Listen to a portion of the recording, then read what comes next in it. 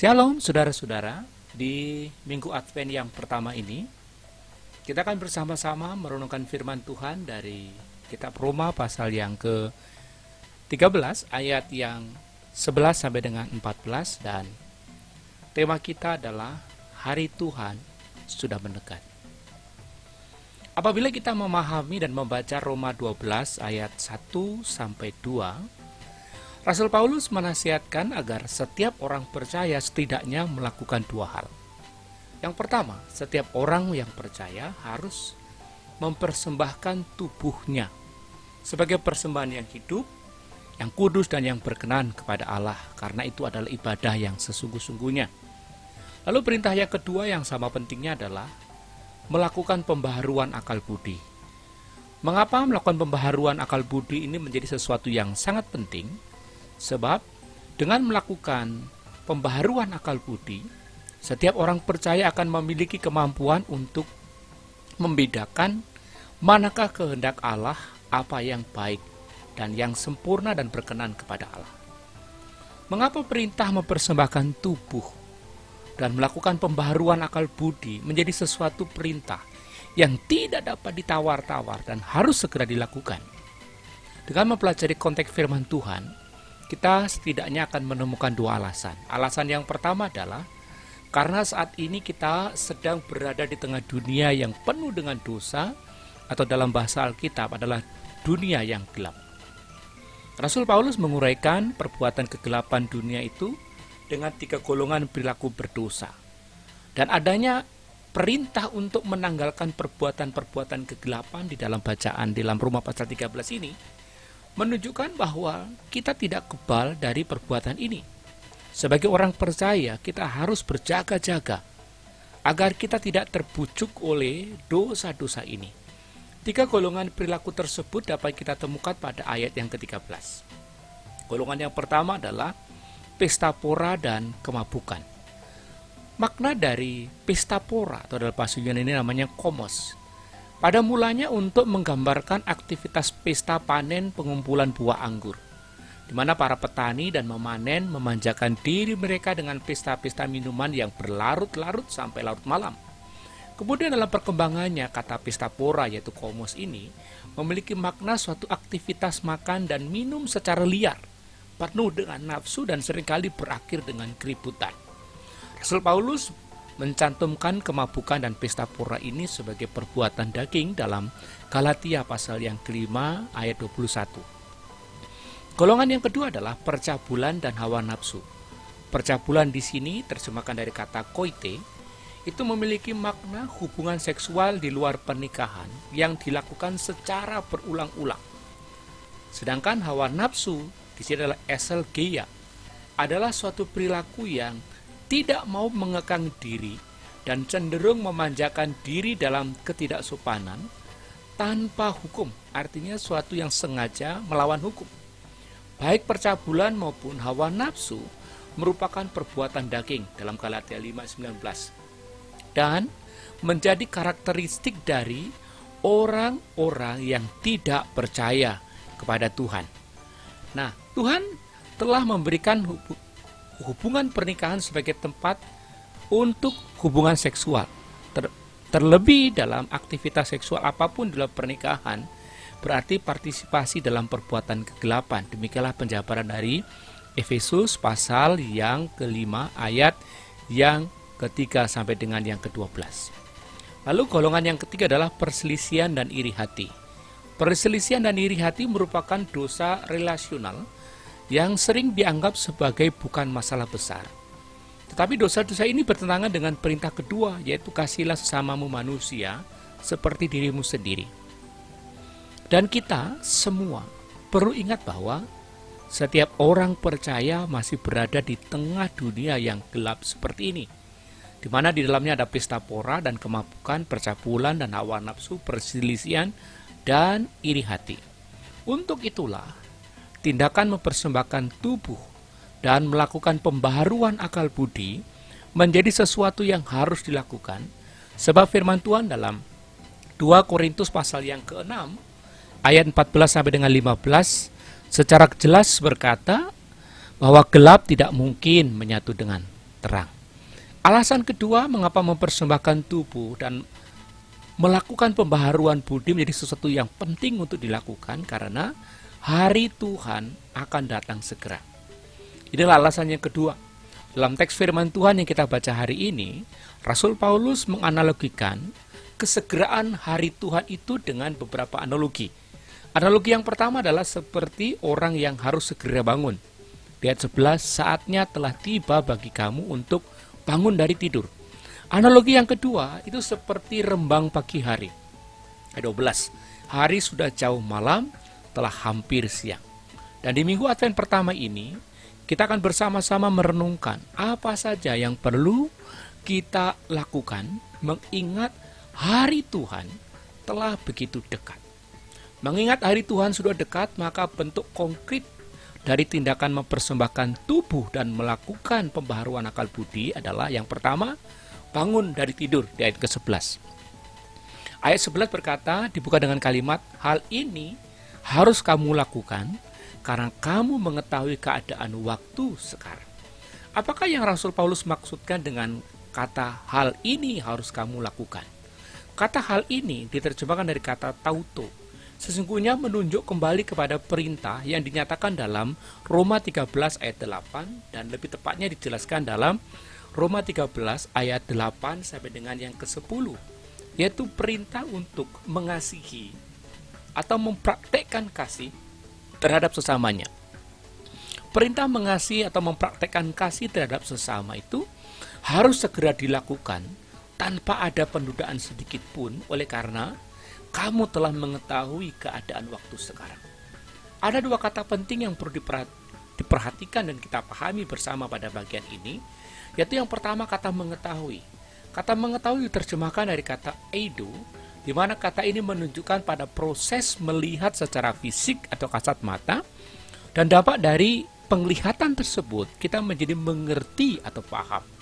Lalu yang kedua adalah waktu sekarang. Waktu sekarang ini diterjemahkan dari kata kairos, bukan kronos, yang memiliki makna kesempatan, peluang, waktu yang tepat, atau kesempatan terbaik untuk memperoleh keuntungan. Dengan demikian pada bagian ini, kita dapat mengerti bahwa Rasul Paulus menyatakan bahwa jemaat di Roma melalui pengamatan mereka atau atas apa yang sedang terjadi, mereka menjadi mengerti dan paham bahwa sekaranglah waktu yang tepat. Sekaranglah waktu yang terbaik untuk mengasihi atau mempraktekkan kasih terhadap sesama seperti yang dijelaskan di ayat yang ke-9. Mengingat bahwa saat ini adalah kesempatan terbaik untuk mengasihi atau untuk mempraktekkan kasih terhadap sesama, maka sekarang inilah waktu yang tepat bagi kita untuk bangun dari tidur. Bangun dari tidur itu ditulis dalam bentuk verb aorist infinitif pasif, sehingga dapat dipahami sebagai suatu perintah untuk mencukupkan diri atau untuk mencukupkan tindakan tidur. Cukup sudah kamu dikuasai oleh rasa kantuk itu, dan sekarang saatnya untuk bangun. Sehingga dapat diterjemahkan, cukup sudah tidurmu, sekarang waktunya untuk bangun. Apa yang dimaksud dengan bangun dari tidur di sini? Jika ditinjau dari kata yang digunakan yaitu ekeiro, maka kita dapat memahami makna bangun dari tidur sebagai suatu perintah untuk bangkit dari keadaan kemalasan rohani dan membebaskan diri dari jerat kemalasan rohani menuju kehidupan yang aktif yang diabdikan kepada Tuhan. Salah satu bentuk kehidupan aktif yang diabdikan kepada Tuhan adalah di ayat yang ke-8 sampai dengan yang ke-10, yaitu tidak berbuat jahat kepada sesamanya, melainkan mengasihi sesama seperti diri sendiri. Mengapa harus demikian? Disebutkan sebab sekarang keselamatan sudah lebih dekat bagi kita daripada waktu kita menjadi percaya. Bagaimana dengan kehidupan kita saat ini, saudara? Jika hari Tuhan sudah dekat dan semakin dekat setiap hari, akankah kita terus-menerus mengembangkan perilaku mengabaikan Tuhan? Akankah kita terus-menerus membiarkan jerat dosa seperti pada ayat 13 itu terus menjerat dan membelit kita, padahal kita mempunyai kuasa untuk mengalahkannya. Adakah keinginan dalam hati kita untuk meninggalkan nikmat dunia dan berkomitmen untuk secara aktif mengasihi, mempraktekkan kasih terhadap sesama? Bangun dari tidur adalah perintah bagi kita untuk berani berjuang dan bertindak, untuk menghentikan kehidupan berdosa dan memulai kehidupan yang memuliakan Tuhan, yakni mengasihi sesama. Dan sekaranglah waktunya.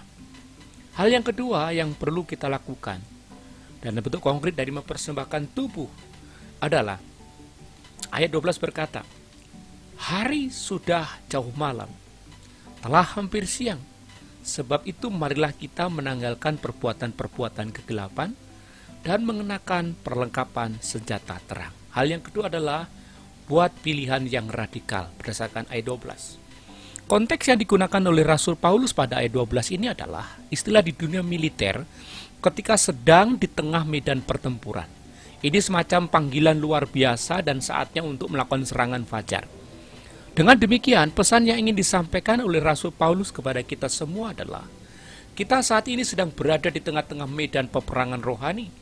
Oleh sebab itu, ketimbang saling bermusuhan dan melukai satu dengan yang lain, kita perlu bersatu hati melawan musuh. Dalam Efesus pasal 6 ayat 10 sampai dengan 20, Roma 8 38 sampai dengan 39, disebutkan bahwa perjuangan kita bukan melawan darah dan daging, tetapi melawan pemerintah-pemerintah, melawan penguasa-penguasa, melawan penghulu-penghulu dunia yang gelap ini, yaitu melawan roh-roh jahat di dunia. Menyadari bahwa saat ini sedang berada di tengah peperangan rohani, maka kita perlu menutup segala pintu yang dapat dimanfaatkan oleh musuh untuk masuk dan menghancurkan hidup kita. Oleh sebab itu, Rasul Paulus memberikan dua perintah untuk dilakukan, yaitu menanggalkan perbuatan-perbuatan kegelapan dan mengenakan perlengkapan senjata terang. Menanggalkan perbuatan-perbuatan kegelapan, apa maksudnya? Kata menanggalkan di sini memiliki makna seperti orang yang secara sengaja melepaskan bajunya oleh karena sedang sangat kepanasan. Dalam konteks ayat dan peristiwa yang sedang terjadi yaitu sedang dalam pertempuran, kata menanggalkan merupakan satu perintah untuk melepaskan baju tidur dan menggantinya dengan baju perang.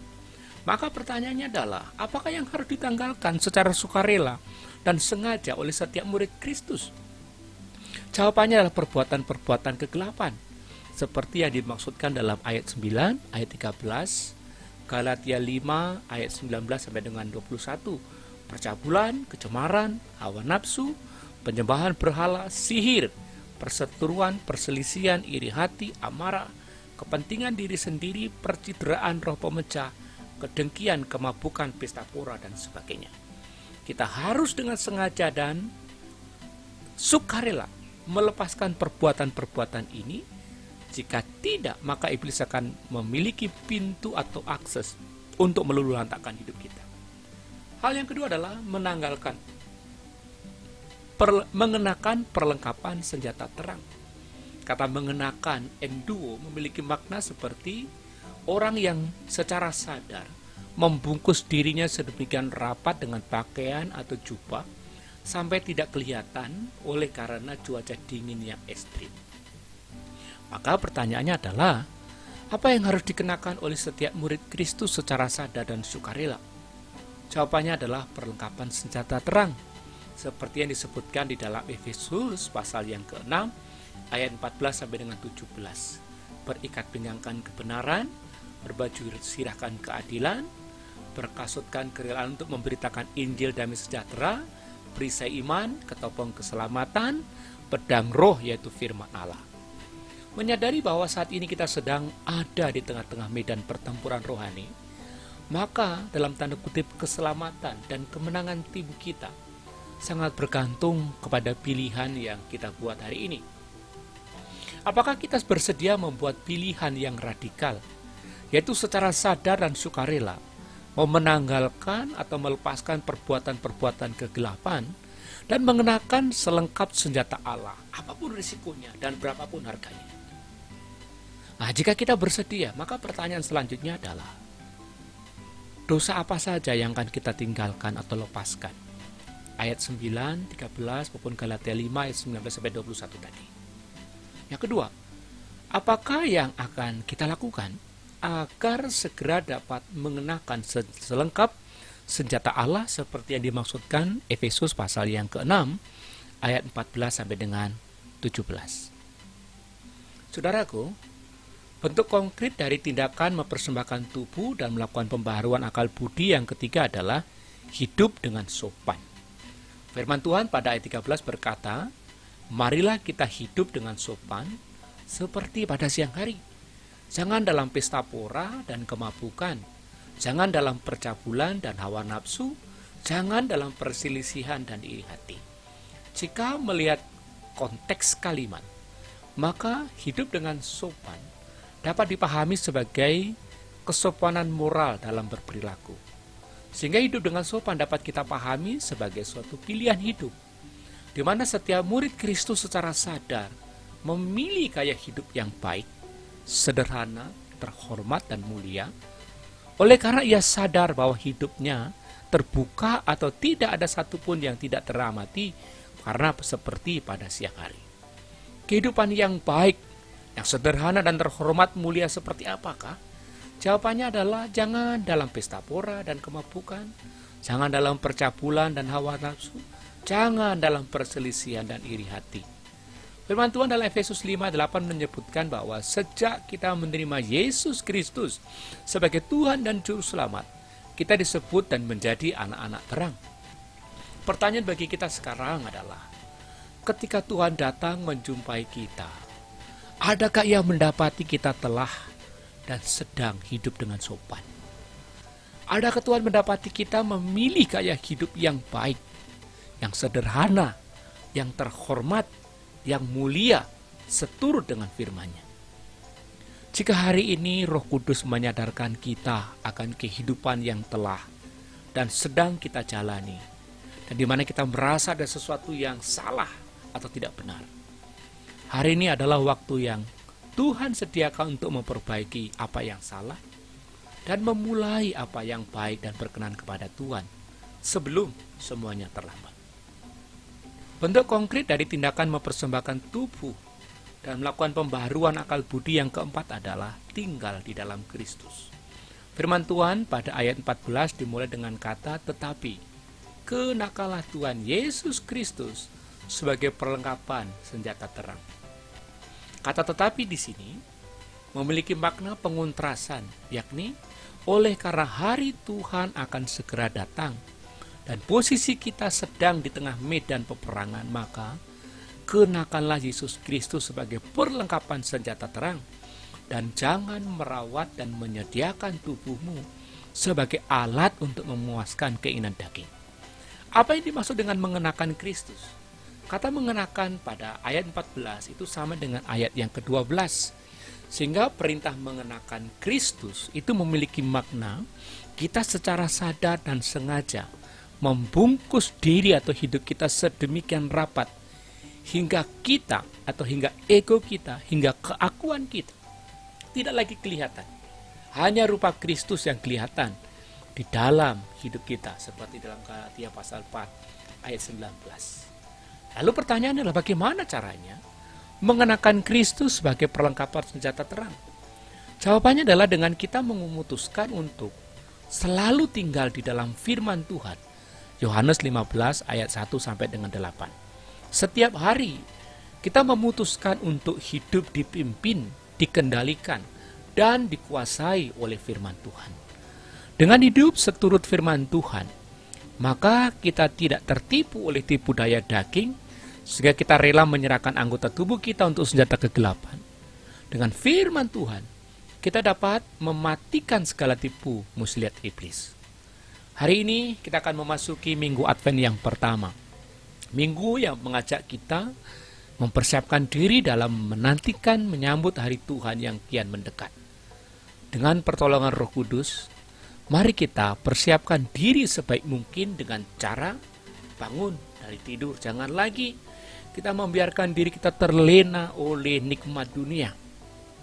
Mari kita buat pilihan yang radikal, menanggalkan manusia lama kita, mengenakan manusia baru. Mari kita hidup dengan sopan, hidup dengan penuh wibawa, hidup dengan penuh otoritas yang datang daripada Tuhan.